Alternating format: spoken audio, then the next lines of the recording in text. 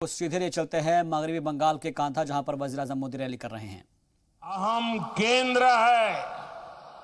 आज जो युवा 25 साल की उम्र के हैं, जो 25 साल के हैं, और वो युवा जो आज इस चुनाव में फर्स्ट टाइम वोटर है, पहली बार अपने पवित्र मत का योगदान देने वाले हैं, उनके लिए भी ये समय बहुत अहम है।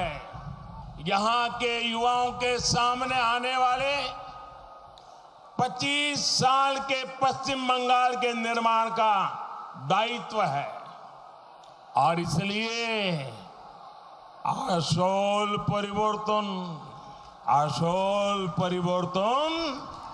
आज पश्चिम बंगाल की जरूरत है।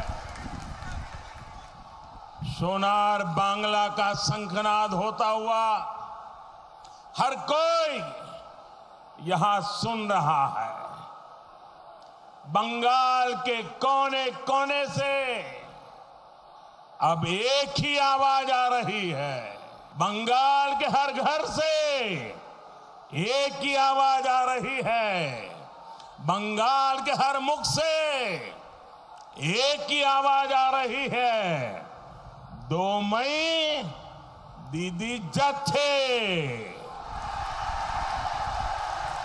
2 मई दीदी,